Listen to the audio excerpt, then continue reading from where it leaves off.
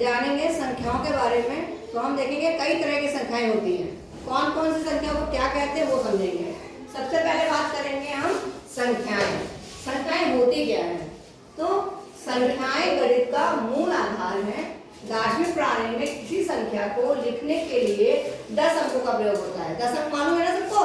कौन कौन से 10 अंक होते बताइए? 0 1 2 3 4 5 6 7 8 9।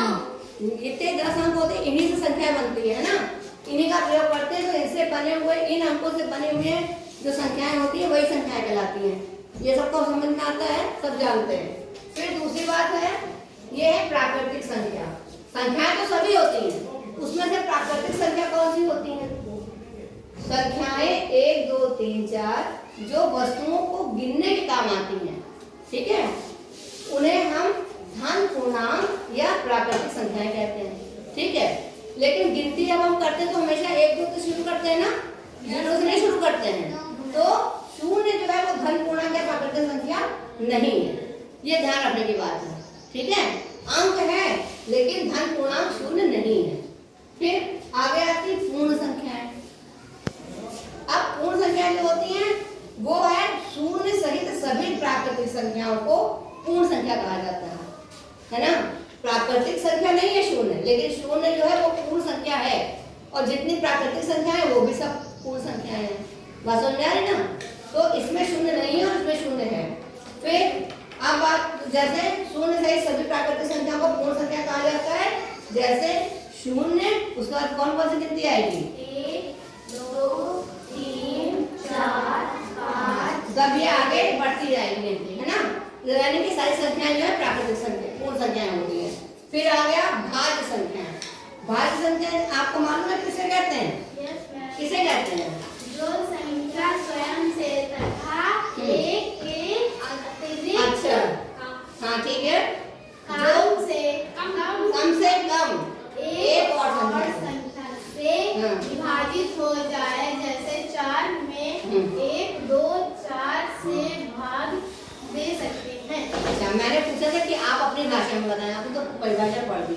भाज्य संख्या है जो संख्या स्वयं से तथा एक के अतिरिक्त कम से कम एक और संख्या से विभाजित हो जाए। जैसे कि 4 में हम 1 से भाग कर सकते हैं, 2 से कर सकते हैं और 4 से कर सकते हैं, ठीक है। तो परिभाषा देखते हैं, जो संख्या स्वयं से 4 में भाग करना है तो स्वयं क्या हुआ? 4। तो 4 में हम 4 से भाग कर रहे हैं, ठीक है। उसके बाद स्वयं से हो गया, फिर तथा 1 से, ठीक। फिर 4 में हम 1 से भाग कर रहे हैं, और उसके बाद कह रहा है स्वयं से तथा 1 से अतिरिक्त कम से कम एक और संख्या। तो कम से कम एक और संख्या किससे भाग हम कर पा रहे हैं? 2 से। तो आप देख रहे हो इसमें हम 3 अंकों से भाग कर पा रहे हैं, 1 से, 2 से और 3 से। तो ये 4 क्या है? हमारा भाज्य संख्या है ना, ठीक है। 4 भाज्य है। और कौन कौन सी भाज्य होती है बताइए? भाज्य संख्याएं जिसमें तो हम लोग जो है 1 से, स्वयं से और उसके अलावा किसी और संख्या से भाग कर सकते हैं। तो 4 के अलावा और कौन भाज्य संख्या बताइए? 3 भाज्य नहीं है, 6 भाज्य है। फिर 8 भाज्य है। फिर 10 भाज्य है, 9 भी भाज्य है, और 10 भी भाज्य है, और 12। तो इस तरह की संख्याएं ये भाज्य, जिसमें हम इन संख्याओं में हम इनसे भाग कर सकते हैं, 1 से भाग कर सकते हैं, उसके अलावा किसी और संख्या से भाग कर सकते हैं। अब बात करते हैं अभाज्य संख्याओं की, ठीक है। तो जो संख्याएं स्वयं से तथा 1 के अतिरिक्त किसी और संख्या से ना कटे, यानी कि विभाजित ना हो, उन्हें अभाज्य संख्या या ऋण संख्या कहते हैं। जैसे कि कौन सी संख्याएं जो 1 से कटती है और अपने से कटती हैं? सबसे पहली संख्या क्या होगी? 2। 1 से कटेगी और अपने से कटेगी। उसके बाद 3, उसके बाद 5, उसके बाद 1 है, 5 के बाद कौन सी आएगी? अभाज्य संख्या 7, फिर 11, फिर 13, फिर 17, फिर 19। उसके आगे और गिनती निकलती जाएगी जब हम देखेंगे उसमें, ठीक है।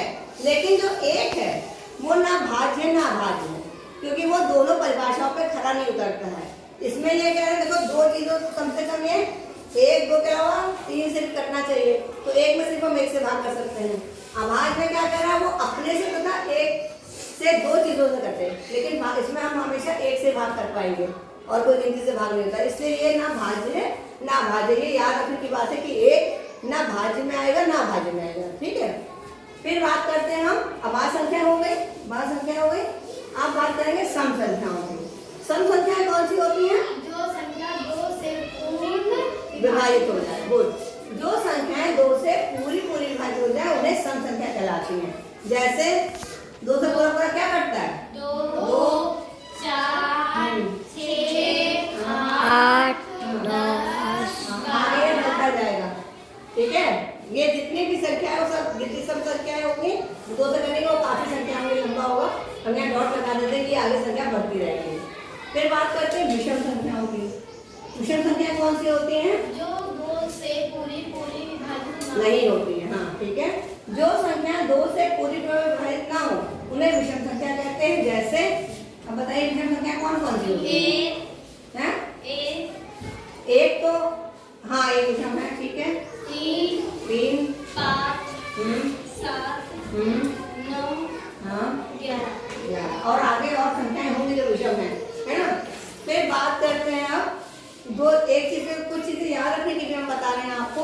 जैसे कि कभी कोई तुमसे पूछता है कि कितने अंकों की बड़ी से बड़ी संख्या बताओ, है ना, तो जैसे 6 अंकों की बड़ी से बड़ी संख्या बताने को कोई बोलेगा तो आपको तुरंत बनाना होगा। तो आप क्या करोगे? उसके लिए एक ट्रिक है कि जितने अंकों की बड़ी से बड़ी संख्या लिखनी होती है उतनी बार 9 लिख देंगे। ठीक है, जैसे कि 4 अंकों की बड़ी से बड़ी संख्या लिखी जाएगी तो कितनी बार 9 लिखेंगे? 4 बार। तो हम 4 बार 9 लिख देंगे तो हमें मिल जाएगी 4 अंकों की बड़ी से बड़ी संख्या। ठीक है, अगर 6 बार अंकों की होगी तो कितनी बार 6 9 लिखेंगे? 6 बार। 6 बार। तो सबको क्लियर हो गया ना? Yes, बड़ी से बड़ी संख्या लिखने में कोई डाउट नहीं है? No ma'am. 1 अंक की होगी तो 1 बार 9 लिखेंगे, 2 अंक की होगी तो 2 3 अंकों की होगी तो 3 4 अंकों की 4 बार। सबको समझ में आ गया ना? Yes ma'am. अब छोटी संख्या जब लिखेंगे तो जितने अंकों की छोटी से छोटी संख्या लिखनी होती है, एक के दाईं ओर उतने से एक कम शून्य लगाते हैं। ठीक है, जैसे कि अगर 5 अंकों की छोटी छोटी संख्या लिखनी होगी तो हम क्या करेंगे? पहले हम 1 लिखेंगे और शून्य कितने लगाएंगे? 5 अंकों की है तो उसमें से 1 हमने लिख दिया तो 1 अंक तो यही हो गया और 4 शून्य लगा देंगे तो 5 अंक हमारे पास मिल जाएंगे। ठीक है, तो ये आपने देखिए इसको लिखना कितना आसान है। अगर 2 अंक की छोटी छोटी संख्या होगी तो कितना लिखेंगे हम? 2 अंक की छोटी छोटी संख्या क्या होगी? 10। 3 अंकों की 100 4 अंकों की 1000 और 5 अंकों की 10,000। तो ये सबको क्लियर हो गया? Yes, ma'am. अब संख्या में कंफ्यूजन तो नहीं होगा? No ma'am. इसी तरह की संख्या होती थी, हमने आपको बता दी है। अब इन्हें आप याद रखेंगे और अगले उसमें हम लोग अगले पीरियड में हम लोग क्या करेंगे? इस पे आधारित अभ्यास करेंगे। ठीक है, सबको समझ में आ गई संख्या? Yes, ma'am. कोई दिक्कत तो नहीं है? No ma'am.